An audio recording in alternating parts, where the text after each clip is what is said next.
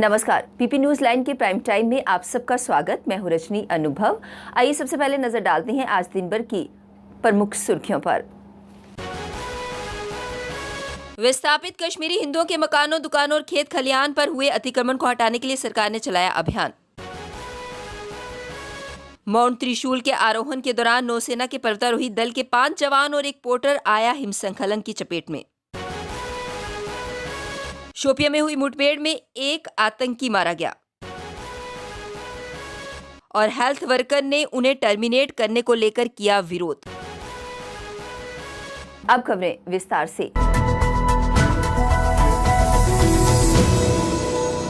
Mount त्रिशूल के आरोहण के दौरान नौसेना के पर्वतारोही दल के 5 जवान और एक पोर्टर एवलांच की चपेट में आ गए। उत्तरकाशी स्थित नेहरू पर्वतारोहण संस्थान से रेस्क्यू टीम प्रधानाचार्य कर्नल अमित विष्ट के नेतृत्व में त्रिशूल चोटी के लिए रवाना हो गई है। इस संबंध में कर्नल अमित विष्ट ने बताया कि उन्हें ये सूचना नेवी के एडवेंचर विंग ने आज सुबह करीब 11 बजे दी, जिसमें उन्होंने विंग की सर्च एंड रेस्क्यू टीम की मदद मांगी। कर्नल अमित विष्ट ने बताया कि नौसेना के पर्वतारोहियों का 20 सदस्यीय दल करीब 15 दिन पहले 7,120 मीटर ऊंची त्रिशूल चोटी के आरोहण के लिए गया था। शुक्रवार सुबह दल चोटी के समिट के लिए आगे बढ़ा। इस दौरान हिमस्खलन हुआ, जिसकी चपेट में नौसेना के 5 जवान, पर्वतारोही और एक पोर्टर आ गए। सूचना के बाद उत्तरकाशी से हेलीकॉप्टर के जरिए विंग की सर्च एंड रेस्क्यू टीम वहां से रवाना हुई। नेहरू पर्वतारोहण संस्थान के प्रधानाचार्य कर्नल अमित विष्ट ने बताया कि ये घटना शुक्रवार सुबह करीब 5 बजे हुई, जिसमें नौसेना का पर्वतारोही दल हिमस्खलन की चपेट में आ गया। ये सभी अभी तक लापता बताए जा रहे हैं। पाकिस्तान ने जिस कट्टरपंथी सैयद अली शाह गिलानी को अपना झंडे के लिए इस्तेमाल करने के बाद जीते जी किनारे लगा दिया था, अब उसके सहारे ही वह कश्मीर में मन्नासन आतंकवाद को जिंदा रखने का प्रयास कर रहा है। उसने गिलानी के नाम को भुनाने के लिए गिलानी फोर्स नामक एक नए आतंकी संगठन को तैयार किया है। बीते 30 सालों में कश्मीर में किसी अलगाववादी नेता के नाम पर यह पहला आतंकी संगठन बताया जा रहा है। अलबत्ता जैश ए मोहम्मद ने संसद हमले के साजिशकर्ता अफजल गुरु को फांसी दिए जाने के बाद अफजल गुरु ब्रिगेड और अफजल गुरु स्क्वाड नामक 2 आत्मघाती दस्ते भी जरूर तैयार किए हैं। हालांकि किसी भी सुरक्षा एजेंसी ने गिलानी के नाम पर बने संगठन की आधिकारिक तौर पर पुष्टि नहीं की है, लेकिन इंटरनेट मीडिया पर इसका ऐलान हो चुका है। अनुच्छेद 370 और 35A की समाप्ति के बाद जम्मू कश्मीर को आतंकवाद, अलगाववाद और भ्रष्टाचार मुक्त बनाने को लेकर जारी मुहिम के बीच राष्ट्रीय स्वयंसेवक संघ प्रमुख मोहन भागवत के 4 दिवसीय जम्मू प्रवास की शुरुआत हुई। इस प्रवास के दौरान कश्मीर केंद्रित सरकारों की पुरानी गलतियों को सुधार कर जम्मू कश्मीर को एक खुशहाल और प्रगतिशील प्रदेश बनाने पर मंथन होगा। साथ ही ने जम्मू कश्मीर को सबको साथ लेकर चलते हुए राष्ट्रवाद को और मजबूत बनाने पर जोर दिया गया। मोहन भागवत दोपहर करीब 2 बजे जम्मू एयरपोर्ट पहुंचे। इसके बाद वे जम्मू के अम्फाला में स्थित संघ कार्यालय केशव भवन पहुंचे, जहां से उन्होंने 4 दिन के प्रवास की शुरुआत हो गई। भागवत ने केशव भवन में शाम को संघ के पदाधिकारियों के साथ आंतरिक बैठक में जम्मू कश्मीर के वर्तमान हालात व संघ की गतिविधियों पर चर्चा की। विस्थापित कश्मीरी हिंदुओं के मकानों, दुकानों और खेत खलिहान पर हुए अतिक्रमण को हटाने के लिए जम्मू कश्मीर सरकार का अभियान गति पकड़ चुका है। दक्षिण कश्मीर के अनंतनाग में ही प्रशासन ने बीते 20 दिनों में 40 कनाल जमीन को भूमाफिया और अवैध कब्जे से मुक्त कराया है। श्रीनगर जिले में प्रशासन ने ऐसी ही 660 शिकायतों को हल किया है।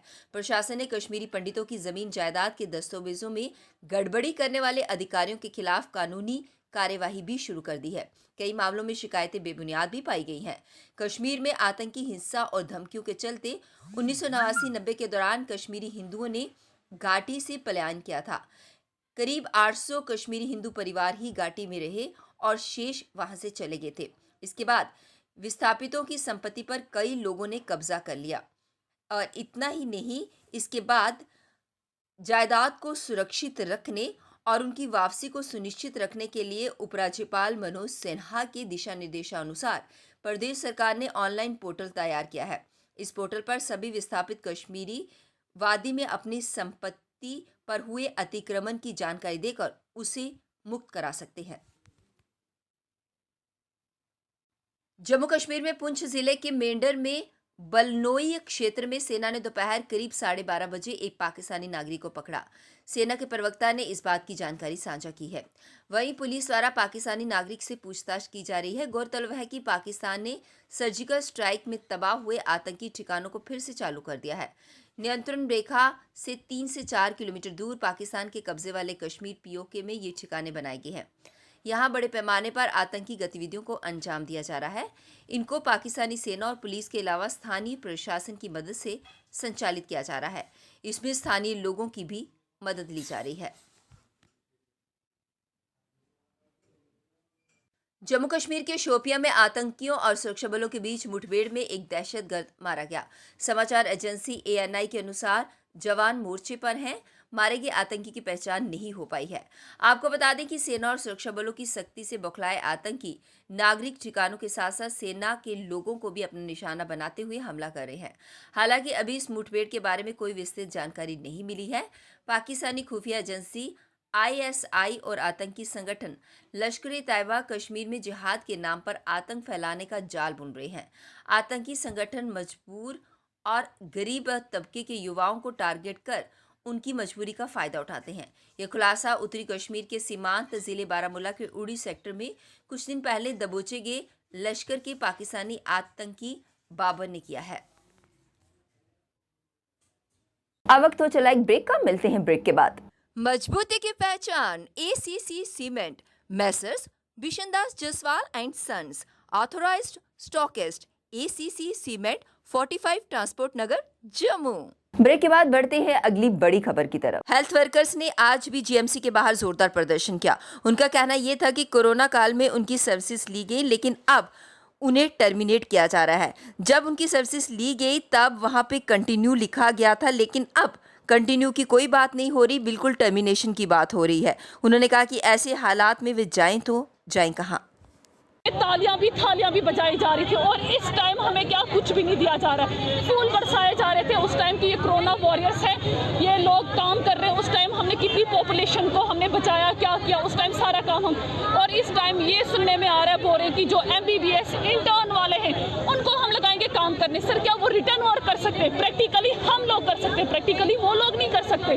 प्रैक्टिकली उनको नहीं आता है, प्रैक्टिकली क्या करेंगे वो लोग? प्रैक्टिकली में हमने क्या, यहाँ पे कोई भी 10th या 12th वाला यहाँ पे सारे हैं GNM, post BSc nursing and MSc nursing and कुछ लोग PhD वाले भी हैं यहाँ पे, सारे पोस्ट ग्रेजुएट। पैंथर्स पार्टी के अध्यक्ष हर्षदेव सिंह ने आज एक प्रेस कॉन्फ्रेंस को संबोधित किया। उन्होंने बीजेपी पर आरोप लगाते हुए कहा कि बीजेपी सरकारी खजाने को लूटती जा रही है। इतना ही नहीं, सरकारी बंगलों पर भी कब्जा करके बैठे हैं, लेकिन इन्हें पूछने वाला कोई नहीं है। इसी को लेकर उन्होंने अधिक जानकारी साझा की। तरीके से कब्जा इन बंगलों के ऊपर किया हुआ है। ये सरकारी खजाने को भी चूना लगा रहे हैं, क्योंकि जो सुविधाएं इनको दी जा रही हैं उनके ऊपर भी लाखों रुपया जो है सरकार खर्चा कर रही है और कोई पूछने वाला नहीं है। लेफ्टिनेंट गवर्नर महोदय कहाँ है, मैं ये पूछना चाहता हूँ। क्यों इन लोगों के खिलाफ कार्रवाई नहीं होती है? बिजली का किराया ये नहीं दे रहे हैं, जो रेंट इन मकानों का है वो ये लोग नहीं दे रहे हैं। और यही नहीं, आम आदमी पार्टी के अमित कपूर द्वारा आज एक प्रेस कॉन्फ्रेंस को संबोधित किया गया, जिसमें उन्होंने छात्रों का समर्थन करते हुए ये कहा कि बच्चों को आज सड़कों पर आने के लिए मजबूर होना पड़ रहा है। उन्होंने 80-90% तक अंक लिए हैं, लेकिन उसके बावजूद उन्हें वहां पर एडमिशन नहीं दी जा रही। इसको लेकर उन्होंने सरकार को कोसा। एजुकेशन राइट है बच्चों का, उस पे ही बच्चों को भीख मांगनी पड़ रही है भाजपा सरकार से कि सीट इंक्रीज की जाए। तो मैं कहना चाहता हूं इसका सिंपल सा उपाय है कि आप दो शिफ्टों में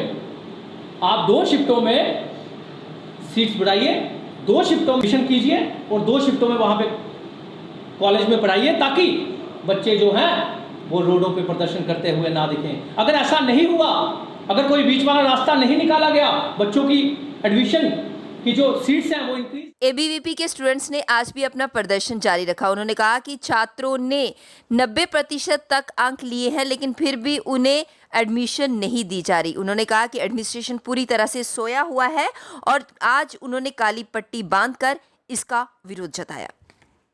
कर रहा है, उसी संदर्भ में आज विद्यार्थियों द्वारा प्रदर्शन किया जा रहा है। और मैं आपके माध्यम से जम्मू कश्मीर की सरकार से, हायर एजुकेशन से, क्लस्टर यूनिवर्सिटी ऑफ जम्मू के एडमिनिस्ट्रेशन से कहना चाहूंगा कि कृपया करके आप विद्यार्थियों को एडमिशन दीजिए, अन्यथा एक बहुत बड़ा आंदोलन। पीपी न्यूज लाइन के प्राइम टाइम के आज के इस अंक में बस इतना ही। मुझे और मेरी पूरी टीम को दीजिए इजाजत और आप देखते रहिए पीपी न्यूज लाइन। नमस्कार। जम्मू में आई टेस्टिंग की साइंटिफिक और मॉडर्न टेक्नोलॉजी के लिए हमेशा याद रखें जेम ऑप्टिशियंस, जहां पर रखा जाता है आपकी हर जरूरत का ख्याल। Gem opticians with the facility of eye exercise, A scan, biometry, pachymetry और ऑटोमेटेड फील्ड एनालाइजर। और हाँ, हमारे यहाँ बढ़िया क्वालिटी के ब्रांडेड स्पेक्टिकल्स, सनग्लासेस और कॉन्टेक्ट लेंसेज मिलते हैं। आपका भरोसेमंद एक ही नाम, Gem opticians, Gandhinagar. Gem opticians, Nai Basti. Gem opticians, Amphalla. Gem opticians, Trikuta नगर।